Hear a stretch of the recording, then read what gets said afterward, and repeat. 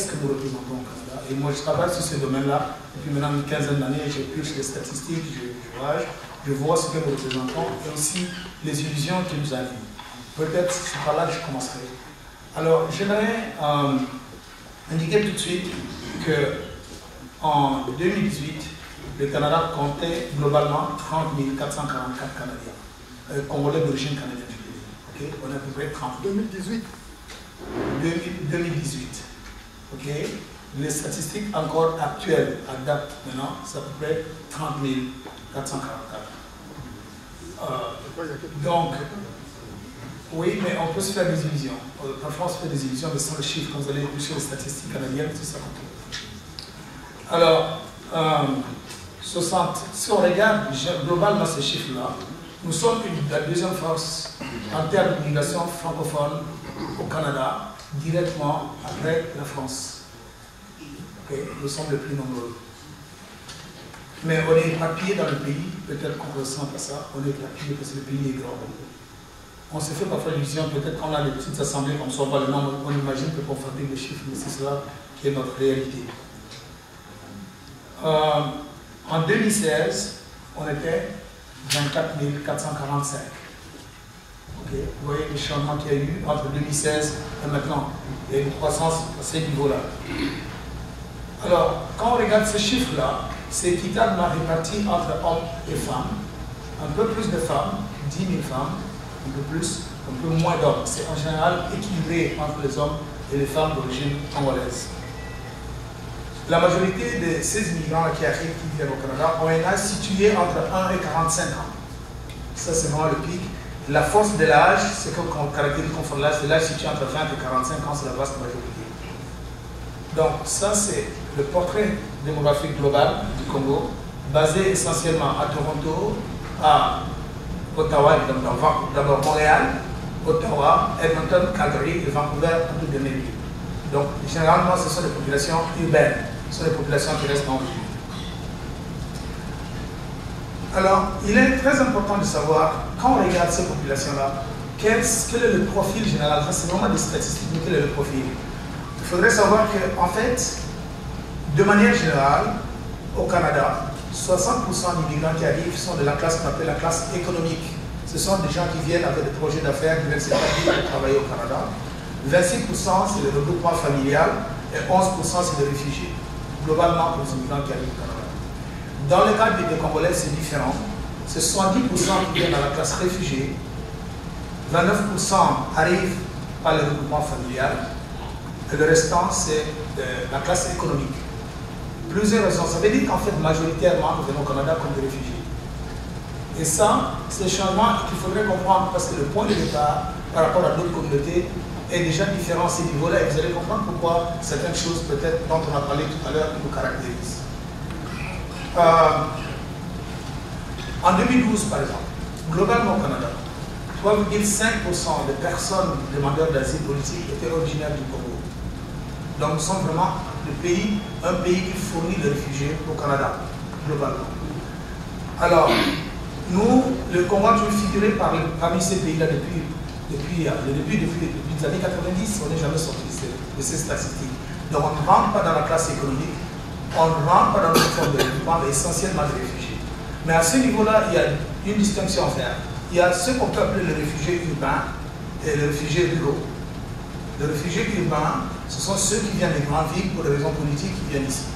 Il y en a qui viennent de la campagne, essentiellement des régions de l'Est du Congo, suite à la guerre, qui sont allés s'installer dans les camps des réfugiés. Ceux-là sont majoritaires par rapport aux réfugiés qui sont urbains.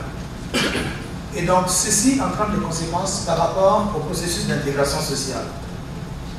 Pourquoi? Parce que les réfugiés qui viennent du milieu urbain ont déjà une base d'éducation un peu plus élevée que ceux qui viennent des camps de réfugiés. Et vous allez voir que parmi la population congolaise, le taux de décrochage scolaire, décrochage scolaire des jeunes, est de 60%. Je veux dire 60%. Ça veut dire des jeunes qui commencent l'élémentaire, qui ne finissent pas le secondaire. C'est de l'ordre de 60%. Donc, ça montre un peu, c'est un panorama qui est un peu triste pour nous, mais qui dit la réalité que nous vivons. Nous avons plusieurs jeunes qui vont à l'école, qui ne finissent pas, alors que ce sont en général des familles nombreuses. Je pense que tous de vous, autour de nous, on les voit. Si vous avez des enfants qui finissent le secondaire universitaire, vous êtes encore parmi la minorité de cette communauté-là. Donc il y a un travail à faire de ce côté-là. Ceci étant dit, on pourrait comprendre pourquoi est-ce que les Congolais viennent beaucoup plus comme réfugiés. Il y a des raisons politiques aussi, je pense qu'on aura répondre à ça. Dans les politiques des 10 dernières années, particulièrement les politiques avant Trudeau, même avant cela, on a privilégié en Afrique des bassins de recrutement qui sont hors des pays francophones. Au départ, c'était le Kenya, les visas transitaient par le Kenya, ça transitait par l'Afrique du Sud. Il y a eu beaucoup de pression de populations francophones pour qu'enfin on ouvre un point à Dakar. Mais avant qu'on arrive à Dakar, c'était comme un goulot d'étranglement. C'est-à-dire que plusieurs Congolais qui appliquaient pour avoir des visas pour se qualifier comme des professionnels qui vivent au Canada étaient carrément refusés. N'arrivaient pas ici. Ceci, à la base, parce qu'il y a un défi immense qui caractérise le Congo, c'est le mauvais classement à l'échelle à l'UNESCO, à l'échelle des pays en termes d'éducation. Nous sommes vraiment parmi dans la queue.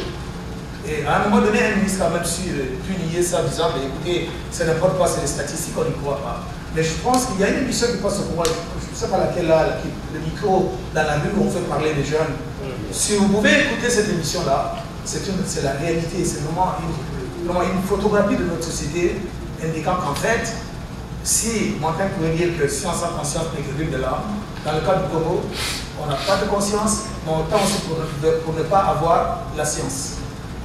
Et c'est ça qui devient problématique, parce que dans un jeu stratégique qui nous caractérise, par exemple, vis-à-vis des pays voisins, il ne faudrait pas oublier que la vraie colonisation commencera à ce moment-là. C'est à partir du moment où vous avez une classe intellectuelle qui n'arrive plus à répondre aux défis de son milieu. Et nous sommes dans ces milieux. Par exemple, je vous parlerai ici de ce qu'on appelle la littératie numérique. La capacité que les gens peuvent avoir à manipuler l'outil informatique, ce n'est pas seulement le cellulaire. Tout cet armada-là, si vous allez dans nos universités au Congo, on est vraiment en crise de temps. C'est vraiment un débat à considérer dans nos réflexions.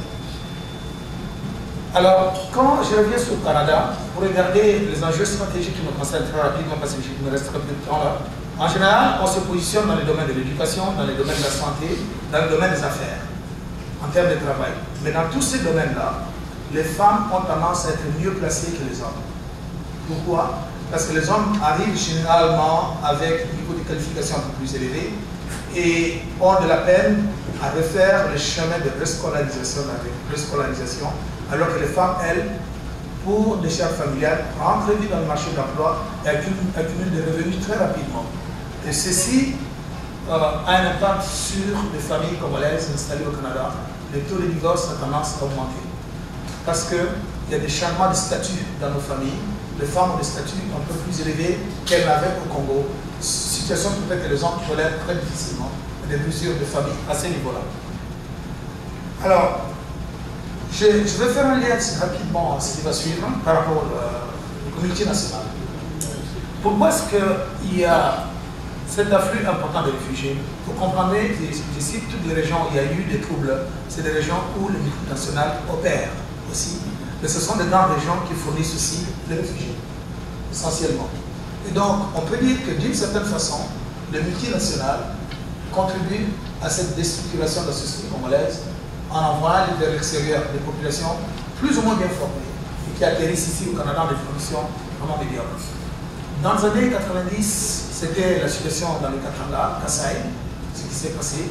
Mais depuis la fin des années 90, c'est toute la situation à l'est du Congo qui est le cœur de cette situation. Alors, quand on regarde, c'est la région aussi opère les multinationales. Toutes les multinationales sont concentrées dans ces régions. C'est les régions qui font chasser aussi les populations.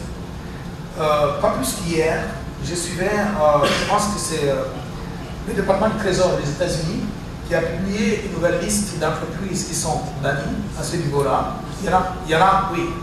Parmi ces entreprises, la plupart opèrent au Congo. C'est un pas qu'on ne voit pas encore au Canada.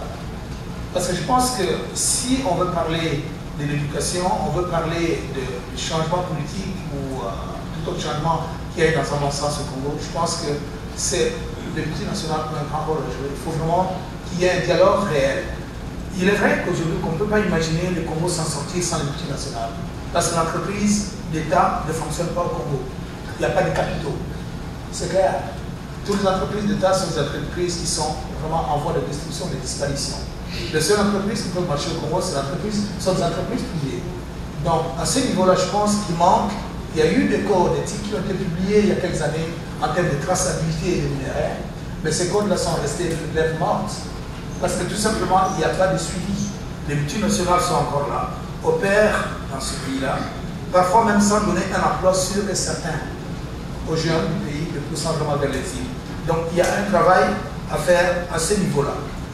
Donc, pour conclure, je vais très rapidement essayer de maintenir rigueur là. S'il y a des questions, je pourrais venir sur ces données.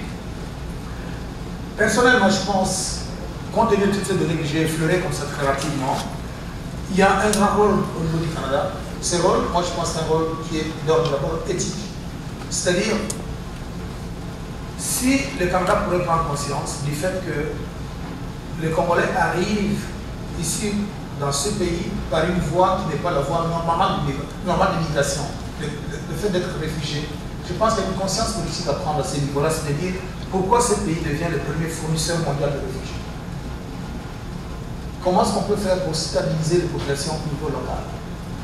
Et curieusement, ces mêmes zones qui fournissent des réfugiés, ce sont les mêmes zones où il y a la guerre, où il y a la vente d'armes.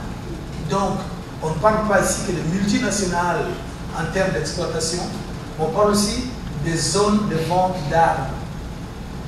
Et dans le cas du Canada, j'ai des informations, peut-être c'est pas le contexte à peu près de dire, que le Canada, d'une certaine façon, contribue à cette vente d'armes aussi, dans ces zones de guerre. Il n'y a pas seulement l'exploitation éhontée, il y a aussi le fait de favoriser les guerres à travers la vente d'armes, ce qui détruit la population locale. Disant ceci, je reviendrai sur les questions, comment je pense qu'il faut faire.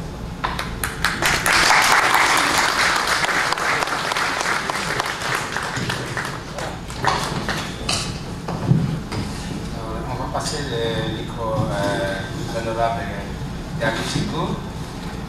Merci infiniment. Chers amis, est-ce que je peux parler finlandais? Malheureusement, je ne peux pas.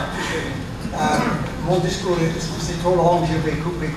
Et j'imagine que tout le monde ici parle français comme langue préférée. D'accord.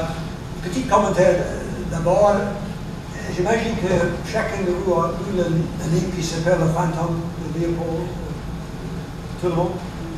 C'est un livre qui m'a touché dans mon cœur. Et c'est horrible, si je comprends bien. À l'année 1960, il n'y a que 25 gens avec le degré au Zaïre. 6. C'est inimaginable, horrible. Quand j'étais une fois à Bruxelles, peut-être vous avez fait la même chose, j'étais tout près du Parlement européen et j'ai constaté un parc qui s'appelle le parc de Léopold. Il y a un monsieur là-bas qui vient du Congo et nous avons discuté ça. On ne peut pas imaginer comment on peut avoir un parc pour le roi Léopold. Et je me pose la question tout le temps. Comment? Oui. Mais j'ai rencontré M. Kabila II, le fils. Il m'a rencontré à New York et on a discuté des choses comme j'étais le secrétaire pour l'Afrique. Et à mon avis, il est un homme intelligent, mais semble-t-il les choses ne marchent pas très bien maintenant. Comme mon ami est là, pendant la dernière élection, il y a combien de personnes qui sont dans le parade de victoire après l'élection à Kinshasa, une ville de 10 millions de personnes? Quelques centaines. Quelques centaines. C'est une tragédie, à mon avis. Son père m'a refusé de rencontrer quand j'étais à Kinshasa comme représentant du gouvernement du Canada. Il n'a pas aucun temps pour rencontrer quelqu'un du Canada, du gouvernement du Canada. Bref, c'est une situation catastrophique. Et On m'a demandé de parler un peu de la loi sur les... excusez-moi, je vais commencer à la bien, je vais couper. Si quelqu'un veut avoir ça, c'est sur mon website ce soir, j'espère.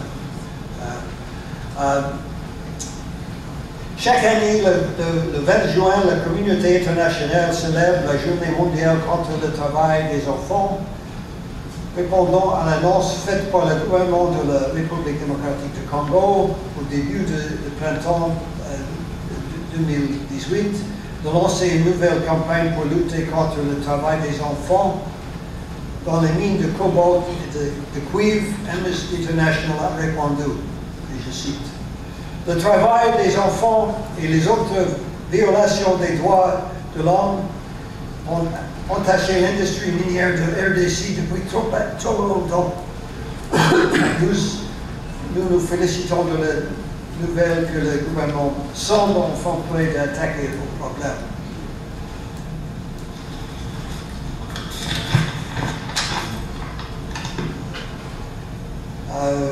Lorsque nous avons, je parle toujours au nom de Amnesty, lorsque nous avons révélé pour la première fois que les enfants risquent leur vie en effectuant des travaux pénibles dans les mines de cobalt pour les produits comme les smartphones et les batteries de voitures, il y avait de l'indignation et la justice. Mais le travail des enfants n'est pas le problème isolé. La réalité est que les adultes risquent leur vie dans des conditions dangereuses et gagnent une bouchée de pain pour exploiter l'un des minéraux les plus lucratifs du monde. Si le gouvernement de la RDC veut sérieusement éliminer les violations des droits humains dans les mines de cobalt, il doit s'attaquer aux causes profondes.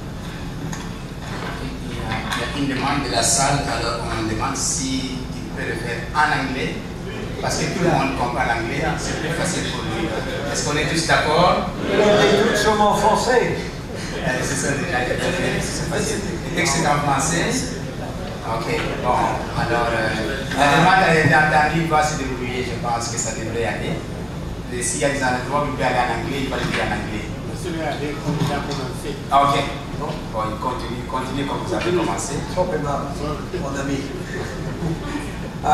Mining Watch Canada, une organisation à but non lucratif basée à Ottawa, se décrit comme, je cite, une réponse directe aux défaillances de l'industrie et du gouvernement pour protéger le public de l'environnement contre les pratiques minières destructrices et pour respecter la rhétorique de développement durable de l'industrie minière canadienne.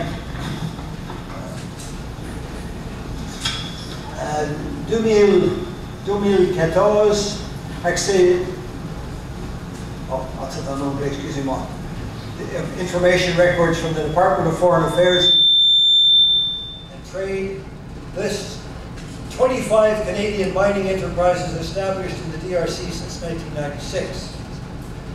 In other records, Canada is listed as having 6 major planned mining projects in the country from 2005 to 2010. One of the key issues mentioned is the inability to connect foreign investment, economic growth to sustainable development and poverty reduction in Africa. As a result of political instability in the DRC, including government corruption, following 2 wars, the country has been an easy target for other countries to extract minerals with few to no regulations. End of quote. Time has gone by. I was asked to speak about le projet de loi 300, loi sur la responsabilité des sociétés minières, pétrolières et gazières dans le pays en développement, octobre 2010. Selon le député libéral John McKay, le projet de loi encourageait les, et je cite, meilleures pratiques environnementales et assurer la protection et la promotion des normes internationales des droits de la personne relativement aux activités minières, pétrolières et gazieuses des sociétés canadiennes dans le pays en développement. Malheureusement, comme vous le savez tous, le projet de loi de McKay a été rejeté pendant la dernière lecture, peut-être que 6 voix ne peuvent pas être adoptées. La défaite du projet de loi n'était pas surprenante, étant donné que l'industrie extractive du Canada est un groupe d'intérêt important, riche et bien gagné, avec anciens politiciens éminents parmi ses lobbyistes.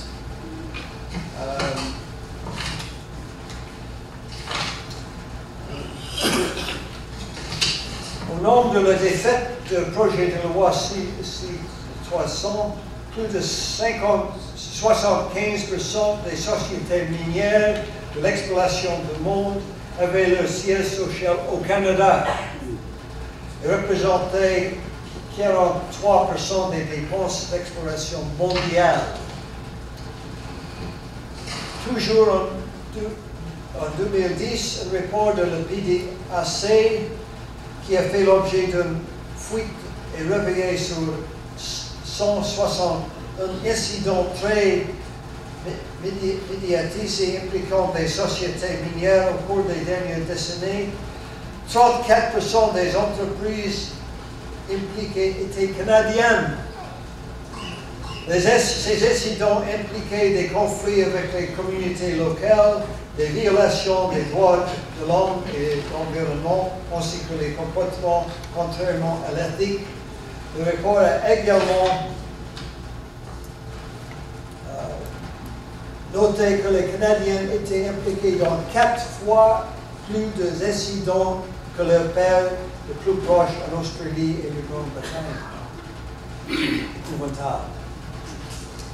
En 2009, before the defeat of Bill C-300, the Canadian government established the Office of the Extractive Sector of Corporate Social Responsibility, counselor to advise extractive companies and other stakeholders on the implementation of social responsibility standards and guidelines.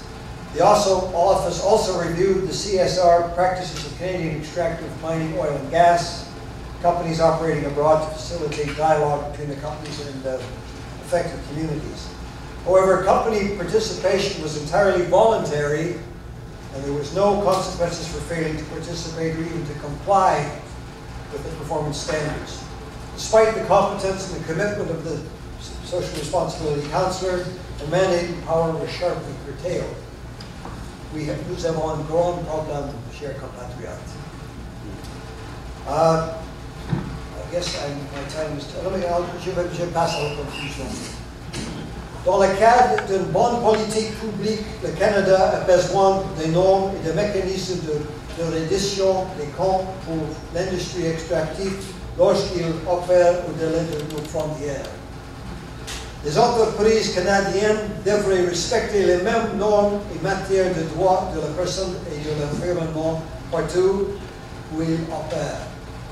Le projet de loi 300 aurait aidé la réputation mondiale de l'industrie minière canadienne, bien sûr, en montrant que le Canada se tient derrière un comportement responsable des entreprises. La défaite du projet de loi est une occasion manquée pour l'industrie et le Canada d'assurer le rôle de leadership dans la promotion et d'une conduite éthique des entreprises. Le Canada a une longue histoire, comme vous le savez tous, de participation au conflit étranger sur le bannière des droits de la personne. Et nous apprécions certainement que le rôle de notre rôle sur la scène mondiale soit l'un des bons, pas un des mauvais. Cependant, et je termine avec ça, le Canada doit obliger les sociétés minières à respecter les mêmes normes que celles auxquelles d'autres pays sont coupables. Les sociétés minières canadiennes ne doivent pas contribuer à la déstabilisation de la DRC. Merci.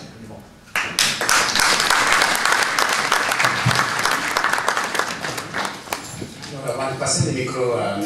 Bourassa, juste en résumé, c'est que David Kilgour disait, il déplore le fait que le Canada a échoué de mettre en place la loi C-300 que John Mackay avait mis de l'avant. C'était les conservateurs qui ont défait la loi Et ce qui fait que maintenant que les libéraux sont au pouvoir, on va voir comment ça va se passer. Mais il y a une lutte au sein du gouvernement canadien entre mettre une régulation sur les compagnies minières ou ne pas les mettre. C'est ça la lutte. Et lui, il déplore cet échec-là. Il pense que peut-être dans l'avenir, il pourra y avoir une réglementation de la conduite des multinationales canadiennes dans les pays en développement. Il ma porte-parole. Donc je passe le micro à M. Bourassa, André Bourassa, qui est consultant à la Banque mondiale, secteur minier. Sa biographie complète, il pourra le compléter lui-même parce qu'il le dira mieux que moi. Merci beaucoup.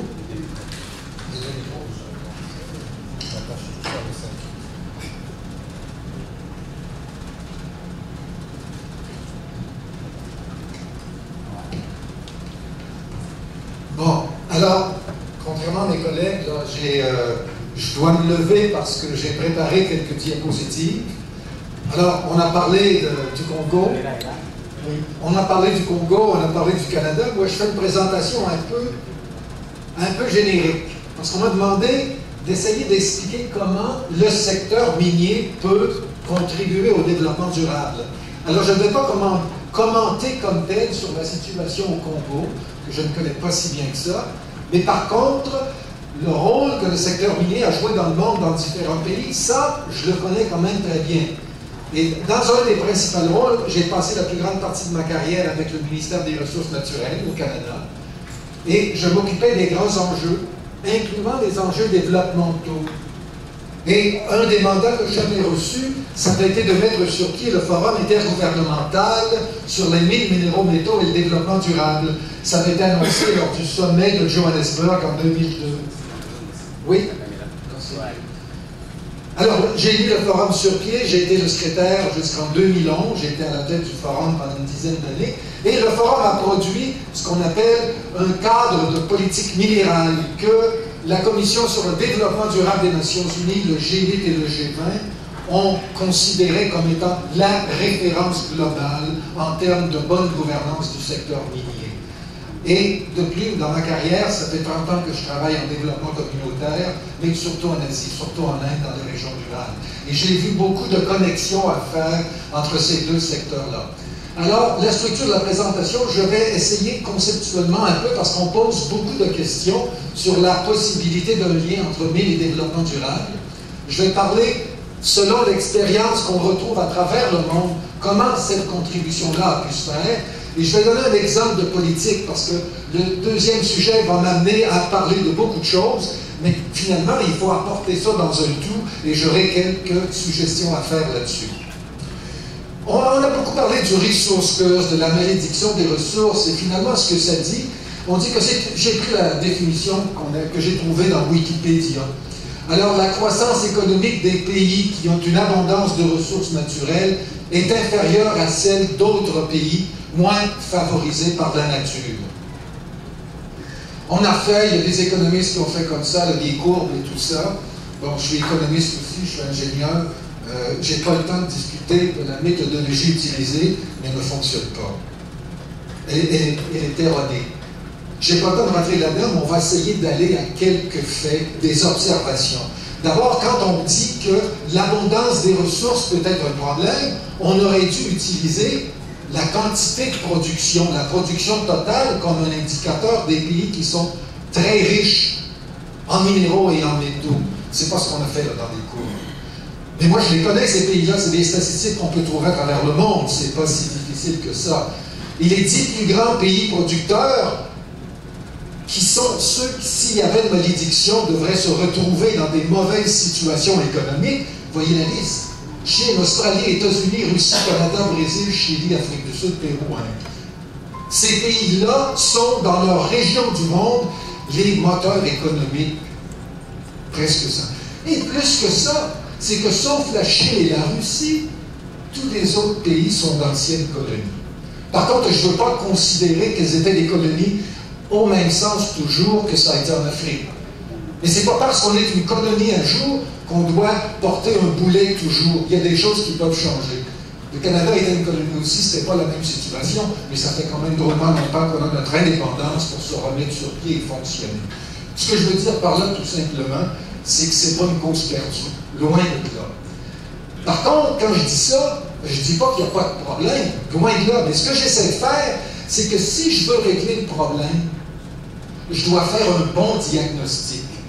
Si j'ai un patient qui souffre d'un cancer généralisé et qui m'arrive avec une lésion sur la main et que je m'acharne à traiter la main, je ne réussirai jamais.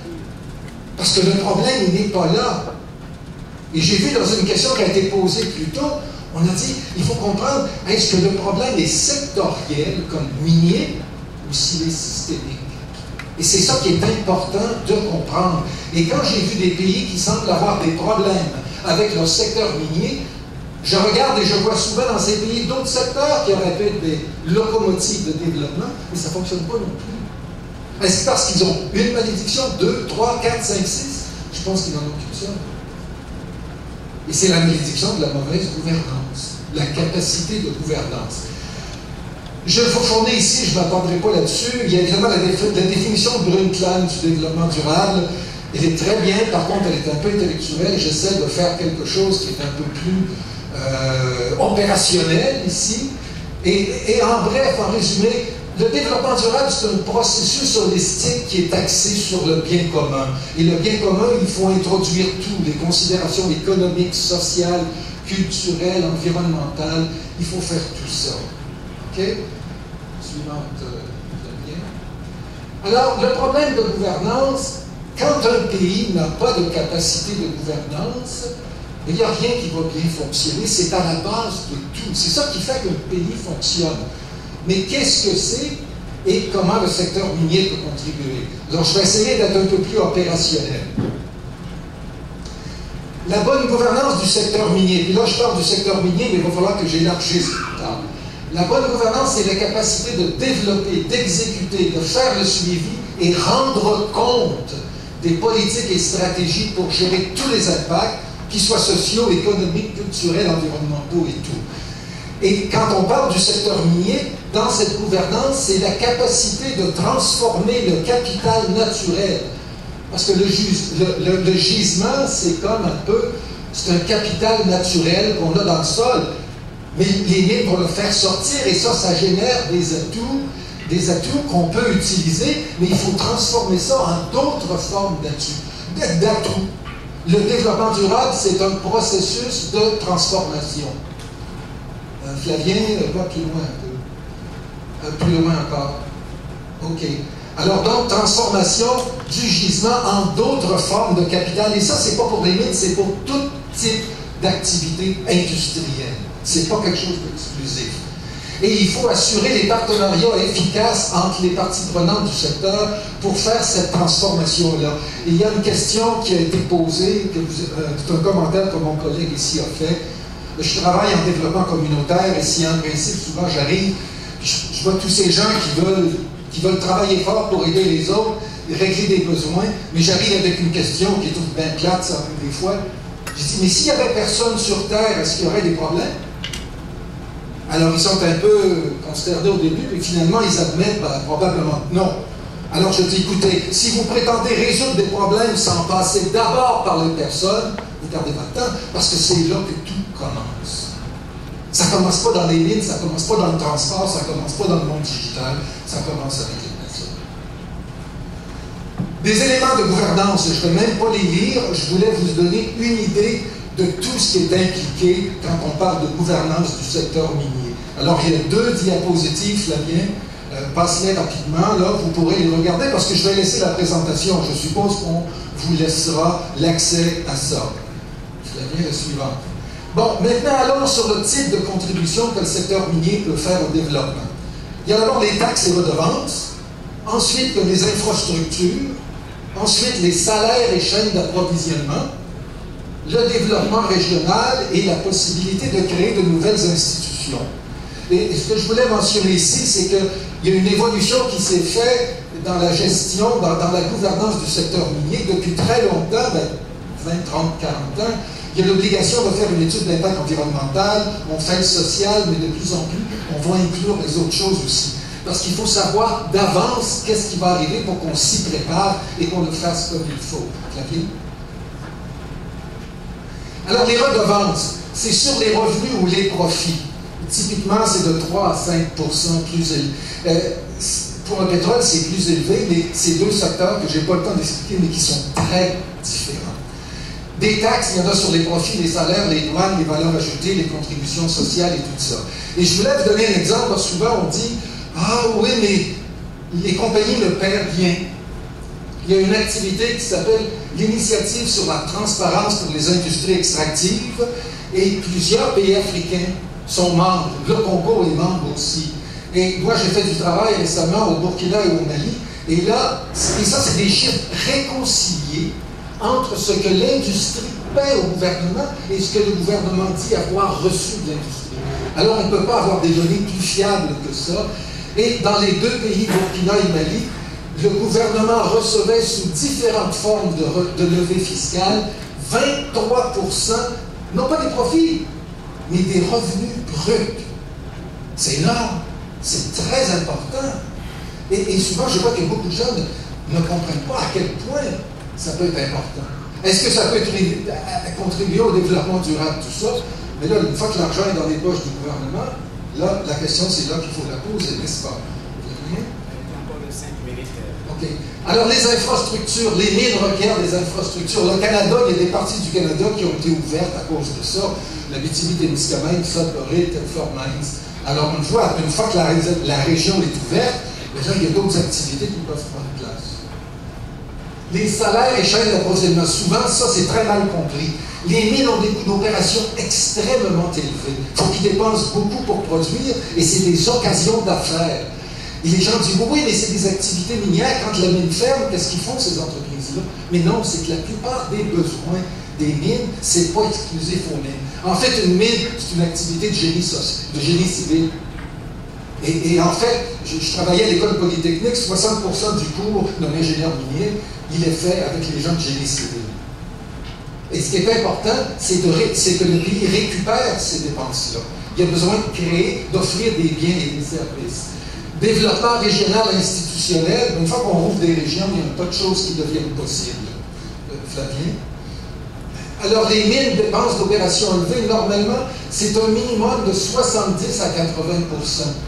Alors que dans le pétrole, c'est faible. Une fois qu'on a développé un champ pétrolier, on a des tuyaux qui démontent, il n'y a plus personne. Dans les mines, ça prend beaucoup de monde. Deux exemples, je les passe rapidement. C'est basé sur les rapports annuels de ces compagnies-là. Vous voyez, c'est plus de 85% du chiffre d'affaires est dépensé. Alors, il ne faut pas avoir toute la fixation sur les redevances. C'est là qu'est la poule aux œufs d'or, finalement. Suivante, Flavien. Kinross, c'est un autre exemple que je donne. Vous pourrez le voir. Voici, Flavien. Alors, le secteur minier peut donc contribuer au développement durable. J'ai donné plusieurs de ces éléments-là, mais il faut les ramener ensemble dans un tout cohérent. Et le meilleur document qui existe au monde sur la façon de le faire, c'est un document africain qui a été développé par UNICA. Et c'est la vision du régime minier africain. Elle a été adoptée en 2009 par tous les chefs d'État africains, une réunion conjointe de l'Union africaine et de UNICA, j'ai oublié le nom traduit en français, et je vous donne les deux références pour ces documents-là. Le premier, c'est le document de vision, qui est un peu plus intellectuel, c'est une trentaine de pages, et le deuxième, c'est comme un guide de mise en œuvre. Ça, c'est un document beaucoup plus important, de 200 et quelques pages. Malheureusement, adopté en 2009, à date, en autant que je sais, il n'y a aucun pays africain qui l'a vraiment fait. Mais qu'est-ce qui est à l'auteur de ça?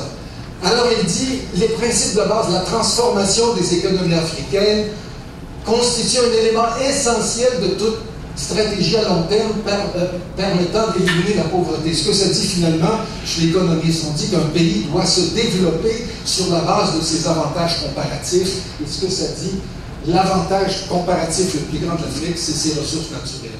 Ne les négligeons pas. Encore 2 minutes. Oui, ça achève. Alors, la chose qu'il faut faire, c'est qu'il met en garde finalement. Vous voyez ce qui est souligné. Il faut intégrer le secteur minier dans des processus plus larges de développement socio-économique. Beaucoup de pays ont une tendance à se donner une politique minière. Mais une politique minière, ça concerne le ministère des Mines et un peu le ministère des Finances. C'est à peu près tout. Mais ce qu'il dit, non, c'est pas ça qu'il faut faire. Il faut faire une politique de développement qui va s'appuyer sur le potentiel créé dans le minier. Et lorsque vous avez une politique de développement, ah ben là, le ministère de l'Industrie est impliqué, le ministère des Ressources humaines, l'éducation, en fait, tous les ministères sont impliqués. C'est un désenclavement, puis il faut apprendre à travailler ensemble. Puis finalement, la gouvernance, c'est cette capacité d'avoir des actions intégrées où on se renforce. Quand je parlais des chaînes d'approvisionnement, on peut créer des PME, mais on peut pas, le ministère de l'Industrie ne peut pas ignorer qu'il y a un secteur minier. Malheureusement, mon expérience en Afrique me dit qu'il l'oublie. Alors, c'est toutes des choses qui peuvent être faites, des potentiels que je vois qui glissent entre les doigts des gens là-bas parce qu'ils n'ont pas cette vision. Et les documents qui accompagnent la vision de l'Afrique, là, sont très clairs là-dessus. Il est essentiel que l'Afrique mette l'accent moins sur la simple extraction minière que sur des approches de développement plus globales, intégrant politique minière et politique de développement. C'est les citations du document. C'est l'idée maîtresse du rapport. Merci.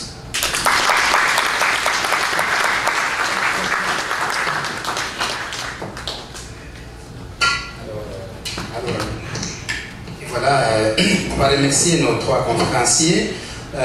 Comment ça va se passer? Nous avons encore 1 heure. On doit sortir de la salle à 4 heures. Nous avons 1 heure pour échanger, discuter, commenter. Alors, rapidement, Paulin a brossé le tableau de l'immigration congolaise ici au Canada. Il a déploré l'échec de notre intelligentsia. Et puis, il a dit que c'est un problème éthique qu'on a au Congo. David Kilgour, lui, il déplore le fait qu'il y a une lutte interne au sein du gouvernement canadien où les politiques veulent régulariser la conduite des compagnies minières dans le pays en développement et il y a une partie qui résiste. Alors cette friction, lui, voit en cela une occasion pour que dans l'avenir, il puisse y avoir une ouverture vers le fait que le Canada devrait régulariser les compagnies minières qui exploitent nos mines en Afrique. Lui, André Bourassa, il attaque. Il dit que ce n'est pas